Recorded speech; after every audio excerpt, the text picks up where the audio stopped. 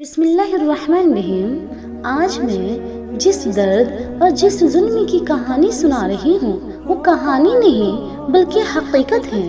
وہ حقیقت جسے دیکھ کر زمین کانپ جاتی ہے، آسمان لرز اٹھتا ہے، مگر افسوس دنیا کے ضمیر مردہ مر چکے ہیں، دلوں پر مہر لگ چکی ہے اور انسانیت بے حسی کی چادر اوڑھ کر سو رہی ہے۔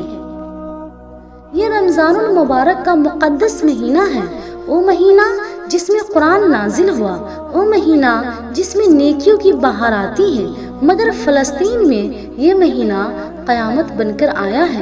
جہاں ہم افطار کی تیاری میں مصروف ہوتے ہیں، وہاں فلسطین کے لوگ اپنے بچوں کے جنازے اٹھا رہے ہوتے ہیں۔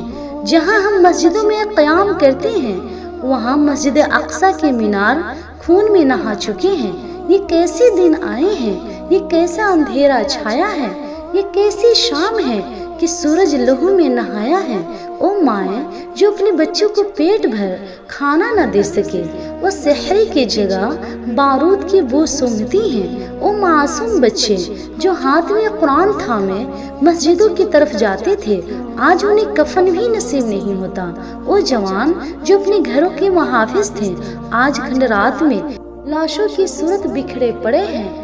کہاں ہے دنیا کے ٹھیکدار، کہاں ہے انسانیت کے دعوے دار، کہاں گئی وہ عالمی برادری جو ایک پرندے کے مرنے پر چیخ اٹھتی ہے۔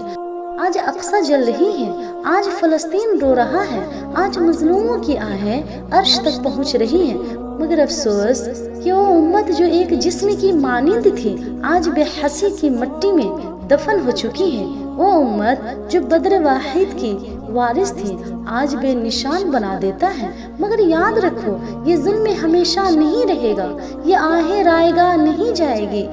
یہ خون جو بہایا جا رہا ہے، اس کا بدلہ ضرور لیا جائے گا۔ یہ ظلم کی زنجیریں ٹوٹے گی ایک دن، یہ ظلم کی زنجیریں ٹوٹے گی ایک دن، یہ اندھیرے چھوٹے گی، سحر آئے گی ایک دن۔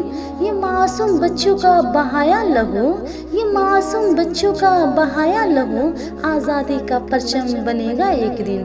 بس ہمیں جاگنا ہوگا، اپنی بے حسی کو ختم کرنا ہوگا۔ فلسطین کے لیے دعا ہی نہیں، عملی اقدام بھی کرنا ہوگا۔ اللہ ہمیں غیرت عطا فرمائے، اللہ فلسطین کے مظلوموں کی مدد فرمائے، آمین یا رب العالمین۔